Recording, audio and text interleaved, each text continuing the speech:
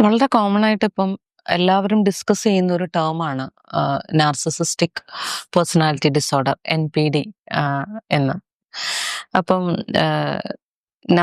Narcissistic personality ഡിസോർഡറും ഉണ്ട്, narcissistic ട്രേറ്റ്സും ഉണ്ട്. അപ്പോൾ പേഴ്സണാലിറ്റി ഡിസോർഡർ എന്ന് പറയുന്നത് ഒരു പെർമനൻ്റ് ആയിട്ടുള്ള ഒരു സംഗതിയാണ്.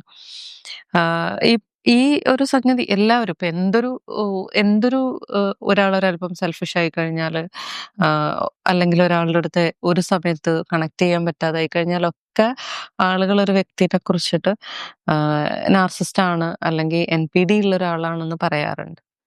അപ്പോൾ എൻ്റെ അടുത്ത് ഒരുപാട് ക്ലയൻസ് ഈ ഒരു വിക്ടിംസ് ആയിട്ട് വരാറുണ്ട്. കണ്ടിന്യൂസ് ആയിട്ട് വരും. കണ്ടിന്യൂസ് ആയിട്ട് ഈ ഒരു ഒരുപാട് പേര് വന്നിട്ടുണ്ട്. ഒരുപാട് പല കേസസ് വരാറുണ്ട്. ഒരുപാട് ലൈഫിൽ ഇപ്പം ഞാനിതിൽ കുറച്ച് റിസർച്ച് കാര്യങ്ങൾ ചെയ്ത് കഴിഞ്ഞപ്പോഴാണ് എനിക്ക് ഞാൻ അറിയുന്ന അല്ലെങ്കിൽ ഞാൻ എൻ്റെ ലൈഫിൽ ഫേസ് ചെയ്തിട്ടുള്ള പല പ്രോബ്ലംസിൻ്റെയും പുറകിൽ ഇങ്ങനെയുള്ള ഒരു ഡിസോർഡർ ഉള്ള വ്യക്തികളുണ്ടായിരുന്നു എന്ന് മനസ്സിലാവുന്നത്.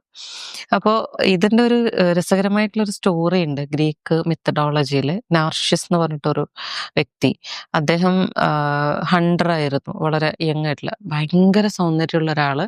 ഇദ്ദേഹം പൂളിൽ കുളത്തിൽ ഇദ്ദേഹത്തിൻ്റെ റിഫ്ലക്ഷൻ കണ്ടിട്ട് ആ റിഫ്ലക്ഷനുമായിട്ട് സ്വന്തം റിഫ്ലക്ഷനോട് പ്രണയത്തിലാവുകയാണ്. പിന്നീട് ഇദ്ദേഹത്തെ പ്രപ്പോസ് ചെയ്യുന്ന എല്ലാ ദേവതമാരെയും ഗോഡസിനെയൊക്കെ ഇദ്ദേഹം റിജക്റ്റ് ചെയ്യുകയും അങ്ങനെ ഇദ്ദേഹത്തിന് ശാപം കിട്ടുന്നു. പിന്നെ ഈ സെൽഫ് ഒബ്സഷൻ അല്ലെങ്കിൽ ഒരു സ്വന്തം അവനവനോട് ആത്മാനുരാഗം കാരണം ഇദ്ദേഹത്തിന്റെ മരണം സംഭവിക്കുക. പിന്നീട് ഈ ഡാഫഡിൽ ഫ്ലവർ ആയിട്ട് ഇദ്ദേഹത്തിന്റെ പുനർജന്മം വരുന്നു എന്നാണ് പറയുന്നത്. അപ്പോൾ ഇതാണ് സ്റ്റാർട്ടിങ്. ഈ വേർഡ് വരുന്നത് ഇങ്ങനെയാണ്. പിന്നീട് പല സയന്റിസ്റ്റുകൾ, സൈക്കോളജിസ്റ്റുകൾ, സിഗ്മണ്ട് ഫ്രോയിഡ് അടക്കമുള്ള ഇവരുടെ കോൺട്രിബ്യൂഷനാണ് ഇന്ന് കാണുന്ന രീതിയിൽ ഇതിനെ ഡിഫൈൻ ചെയ്തതും ഇതിനെ ഹാൻഡിൽ ചെയ്യാനൊക്കെ ആയിട്ടുള്ളത്. അപ്പോൾ കോമൺ ആയിട്ട് ഈ നാർസിസിസ്റ്റിക് പേഴ്സണാലിറ്റി ഡിസോർഡർ എന്ന് പറയുമ്പോൾ ഈ വ്യക്തികൾക്ക്, ഈ നാർസിസിനെ പോലെ തന്നെ പൊതുവെ ഈ വ്യക്തികളെ സംബന്ധിച്ച് ഇവരെ ഭയങ്കര സൗന്ദര്യമായിരിക്കും. സൗന്ദര്യം വെച്ചാൽ കരിസ്മാറ്റിക് ആയിരിക്കും. കാര്യം ഏതൊരാളെയും അവരിൽ ആകൃഷ്ടരാക്കാൻ സാധിക്കുന്ന രീതിയിൽ ഇവര് അത്രയ്ക്ക് നല്ലൊരു പേഴ്സണാലിറ്റി ആയിരിക്കും ഇവർ ഡെവലപ്പ് ചെയ്തിട്ടുണ്ടാകുക. പക്ഷെ ഇവർ സെൽഫ് ഒബ്സസ്ഡ് ആയിരിക്കും. അപ്പോൾ ആദ്യമേ തന്നെ കാണുന്ന ഒരാളെ സംബന്ധിച്ചിട്ട് വളരെ യോഗ്യനായിട്ടുള്ള ഇവരൊരു പിന്നെ സ്വഭാവം അല്ലെങ്കിൽ ഇവരുടെ ഒരു പെരുമാറ്റ രീതിയൊക്കെ അവരെ ആക്സെപ്റ്റ് ചെയ്യുന്ന രീതിയിൽ, മറ്റുള്ളവരെ ഇഷ്ടപ്പെടുന്ന രീതിയിലായിരിക്കും. ഡ്രസ്സിങ് ആണെങ്കിലും മറ്റുള്ളവരെ ഹെൽപ്പ് ചെയ്യാനുള്ള മെൻറ്റാലിറ്റി ഉണ്ടാകും. ഭയങ്കര എമ്പത്തറ്റിക് ആയിരിക്കും ഇവർ സംസാരിക്കുന്നുണ്ടാവുക.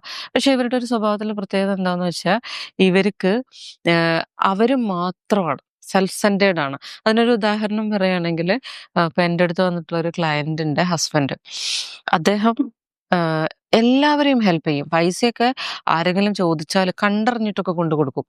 ആർക്കെങ്കിലും പൈസയ്ക്കൊക്കെ ആവശ്യമുണ്ടെങ്കിൽ തിരിച്ച് വേണ്ടാന്ന് പറയും. ഗിഫ്റ്റൊക്കെ എല്ലാവർക്കും വാങ്ങിച്ചു കൊടുക്കും. പക്ഷെ സ്വന്തം ഭാര്യയുടെ ജോലി കളഞ്ഞ് വീട്ടിലിരുത്തിയേക്കാണ്. പക്ഷെ പുള്ളിക്കാരിക്ക് എന്തെങ്കിലും ഒരു ചെറിയൊരു ആവശ്യമുണ്ടെങ്കിൽ പോലും പലതവണ പുറകെ നടന്ന് ചോദിച്ച് കാല് പിടിച്ച ശേഷമേ കൊടുക്കുള്ളൂ.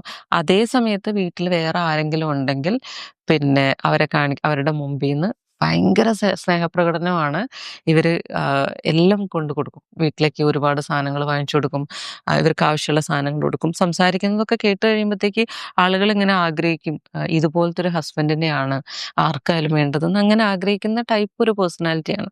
പക്ഷെ അതുകൊണ്ട് തന്നെ ഇവളുടെ വീട്ടുകാർക്ക് ഈ പ്രശ്നമുണ്ടെന്ന് പറയുന്നത് അവർക്ക് മനസ്സിലാവുന്നില്ല. കാര്യം നീ എന്തിനാണ് അവനെ കുറ്റം പറയുന്നത് എന്നുള്ളതാണ്. പൊതുവെ NPD വരുന്ന വിക്ടിംസിന്റെ ഒക്കെ ഒരവസ്ഥ അതാണ്. പുറത്ത് പറഞ്ഞു കഴിഞ്ഞാൽ ഒരാൾക്ക് വിശ്വസിക്കാൻ പറ്റില്ല. അതേപോലെ ഈ സംഗതി കോർട്ടിലൊക്കെ കൊണ്ടുപോയി കഴിഞ്ഞാൽ കോർട്ടിലാണെങ്കിലും പ്രൂവ് ചെയ്യാൻ പറ്റില്ല. ഇപ്പോഴിപ്പോൾ അതിന് കുറച്ചൊരു മാറ്റമുണ്ട്. പക്ഷെ എന്നാലും ഇതാണ് പ്രശ്നം എന്ന് പറഞ്ഞിട്ട് പ്രൂവ് ചെയ്യാൻ ബുദ്ധിമുട്ടാണ് NPD. അപ്പോൾ തിരിച്ച് നമ്മൾ ഇവരുടെ സ്വഭാവത്തിലേക്ക് വരികയാണെന്നുണ്ടെങ്കിൽ ഭയങ്കര അവർക്ക് അപ്രിസിയേഷൻ കിട്ടണം. അപ്പൊ അവരൊരു കുഞ്ഞു കാര്യം ചെയ്താലും അവർക്ക് അപ്രിസിയേഷൻ കിട്ടണം. പക്ഷെ മറ്റൊരാള് എത്ര തന്നെ വർക്ക് ചെയ്ത് കഴിഞ്ഞാലും അവരെ അപ്രിഷിയേറ്റ് ചെയ്യൂല. പിന്നെ ഇവരുടെ ഒരു സ്വഭാവമാണ് ഇവര് പിന്നെ എന്തെങ്കിലും ഒരു പ്രശ്നം ഉണ്ടായി അല്ലെങ്കിൽ എന്തെങ്കിലും ഒരു ബുദ്ധിമുട്ട് ഒരാൾക്ക് വന്നു കഴിഞ്ഞാല് ഒരിക്കലും ഇവർക്ക് എമ്പതി എന്ന് പറഞ്ഞൊരു സാധനമില്ല. ഒരാളുടെ ഇമോഷൻ മനസ്സിലാവേ ഇല്ല. ആ രീതിയിൽ ഇപ്പോൾ ഒരാള് ഒരുപാട് സമയമായിട്ട് സൈലന്റ് ട്രീറ്റ്മെന്റ് കൊടുക്കും ചില സമയത്ത്. മിണ്ടാതിരുന്ന് കളയും. ഇപ്പൊ ഹസ്ബൻഡ് ആൻഡ് വൈഫ് ജീവിക്കുന്ന ഒരു വീട്ടിൽ ഇവർ മിണ്ടാണ്ടൊക്കെ ഇരുന്ന് കഴിഞ്ഞാല് ഭയങ്കര ബുദ്ധിമുട്ടാണ്. കൂടെയുള്ള ഒരാൾ മിണ്ടാതിരിക്കുക. അങ്ങട് ഇഗ്നോർ ചെയ്യും. ഗ്യാസ് ലൈറ്റിംഗ് ചെയ്യും. ഗ്യാസ് ലൈറ്റിംഗ് ചെയ്യാന്ന് പറഞ്ഞാൽ വളരെ പ്ലാൻഡ് ആയിട്ട് ഓപ്പോസിറ്റ് നിൽക്കുന്ന ആള് എന്തോ തെറ്റ് ചെയ്തു എന്ന് വരുത്തുന്ന ഒരു ഇത്. അപ്പോൾ ഗ്യാസ് ലൈറ്റിംഗ് എന്നുള്ളത് രസകരമായിട്ടുള്ള ഒരു സ്റ്റോറിയാണ്. അതൊരു ഒരു ഇത് ഒരു കുറെ മൂവീസിലൊക്കെ അത് പറയുന്നുണ്ട്. എന്ന് വെച്ചാൽ നമ്മള് ഒരു തെറ്റ് നമ്മള് ചെയ്യാത്തൊരു കാര്യം നമ്മളുടെ തലയിൽ കൊണ്ടുവന്ന് വെച്ചിട്ട് നമ്മളത് ചെയ്തു എന്ന് നമ്മളെക്കൊണ്ട് പോലും ചിന്തിക്കുന്ന രീതിയിൽ അവര് നമ്മളെ ബ്രെയിൻ വാഷ് ചെയ്യും. അപ്പോ ഈ പിന്നെ വിക്ടിംസിന്റെ കേസിൽ എന്താ സംഭവിക്കാന്ന് പറഞ്ഞാല് ഇവര് ലവ് ബോംബിംഗ് ആണ്. ലവ് ബോംബിംഗ് ചെയ്യൽ അതൊരു ടേമാണ്. എന്താന്ന് വെച്ചാൽ ഒരാളെ കണ്ടു കഴിഞ്ഞാൽ അയാളെ അട്രാക്ട് ചെയ്യും. കാര്യം ഇത് ലോകത്തെ ഏറ്റവും നല്ല മനുഷ്യനാണെന്ന് വിശ്വസിച്ചിട്ടാണ് ഈ ആള് സ്നേഹിക്കുന്നുണ്ടാവുക. അപ്പോ അങ്ങനെ ഭയങ്കരമായിട്ട് ഇയാളിൽ ഒബ്സസ്ഡ് ആവുന്ന രീതിയിൽ ഇയാൾ ആദ്യമേ ചെയ്യും. അത് കഴിഞ്ഞിട്ട് എന്ത് ചെയ്യുന്ന വെച്ചാല് ഒറ്റയടിക്ക് എന്തെങ്കിലും കാര്യം ചെയ്തിട്ട് ഇവരെ പിന്നെ ഹേർട്ട് ചെയ്ത് കഴിഞ്ഞ് സൈലന്റ് ട്രീറ്റ്മെന്റും ഇതൊക്കെ കഴിഞ്ഞ് അവസാനം പെട്ടെന്ന് ഒരു ദിവസം പ്രത്യക്ഷപ്പെടും. എഗെയിൻ ഈ ലവ് ബോംബിങ് വരും.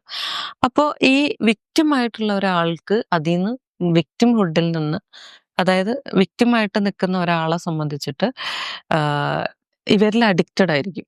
കാര്യം എന്താ പറയാ, കുറേ സമയം ഇവരുടെ ലൈഫിലെ ഏറ്റവും നല്ല സ്നേഹം കിട്ടിയിട്ടുള്ള മെമ്മറി ഈ വ്യക്തിയിൽ നിന്നായിരിക്കും. അതേ സമയത്ത് ഏറ്റവും വേഴ്സ്റ്റ് ആയിട്ടുള്ള എക്സ്പീരിയൻസും ഈ വ്യക്തിയിൽ നിന്നായിരിക്കും. അപ്പോൾ ഈ കിട്ടിയിട്ടുള്ള ഈ ഒരു എക്സ്പീരിയൻസ് എന്താ പറയാ, അത് കിട്ടാനായിട്ട് ഇങ്ങനെ ക്രേവ് ചെയ്യുന്നുണ്ടാവും. ആ ക്രേവ് ചെയ്യുന്ന സമയത്ത് ആയിരിക്കും കൊണ്ടുപോയിട്ട് പിന്നെ ലവ് ബോംബ് ചെയ്യുക. അപ്പോൾ ഇവർക്ക് ഭയങ്കരമായിട്ടുള്ള ഇമോഷണൽ ഇംബാലൻസ് അല്ലെങ്കിൽ ബോഡിയിലൊക്കെ ഭയങ്കരമായിട്ടുള്ള അസുഖങ്ങളൊക്കെ ഉണ്ടാകും. എന്താന്ന് വെച്ചാൽ ഹോർമോൺസ് ഇങ്ങനെ ഹൈ ആയിരിക്കും. ഈ പിന്നെ നമ്മുടെ ഹാപ്പി ഹോർമോൺസ് ഒക്കെ ഭയങ്കര ഹൈ ആയിട്ട് വരും. ആ ഹൈ ആയിട്ട് വരുന്നിടത്ത് തന്നെ പെട്ടെന്ന് ലോ ആകും. അപ്പൊ ഇതിന്റെ ഭയങ്കരമായിട്ടുള്ള ഫ്ലക്ച്വേഷൻസ് വരുമ്പോഴത്തേക്ക് ബോഡിയിൽ നല്ല രീതിയിൽ പ്രശ്നങ്ങൾ ഉണ്ടാകും. ശരിക്കും പറയും, ഒരു നാർസിസ്റ്റിന്റെ കൂടെ ജീവിച്ചു കഴിഞ്ഞാൽ 60 വയസ്സ് വരെ ജീവിക്കേണ്ട ഒരാള് 35-40 വയസ്സൊക്കെ ആകുമ്പോഴത്തേക്ക് ഒന്നിനും കൊള്ളാണ്ടായിട്ട് പോകും. കാര്യം അവർക്ക് പിന്നെ ഇതുണ്ടാകും, അവരുടെ ബ്രെയിനൊക്കെ ഭയങ്കര കൺഫ്യൂസ്ഡ് ആയിരിക്കും. അപ്പോൾ ഇവർക്ക് ഉറക്കക്കുറവുണ്ടാകും, പിന്നെ മറവി ഉണ്ടാകും, ഒരുപാട് ശാരീരികമായിട്ടുള്ള ഒരുപാട് ബുദ്ധിമുട്ടുകൾ ഉണ്ടാകും. പിന്നെ ഈ ഒരു നാർസിസ്റ്റിന്റെ ഇതിൽ വന്നു കഴിഞ്ഞാൽ രക്ഷപ്പെടുക എന്നുള്ളത് നോർമലി ബുദ്ധിമുട്ടാണ്. കാര്യം ആരോഗ്യമൊക്കെ നശിച്ച് ഒരു സൈഡിലായി കഴിഞ്ഞാൽ എന്ത് ചെയ്യണം എന്നുള്ളൊരു ഐഡിയ ഒന്നും ഉണ്ടാവില്ല.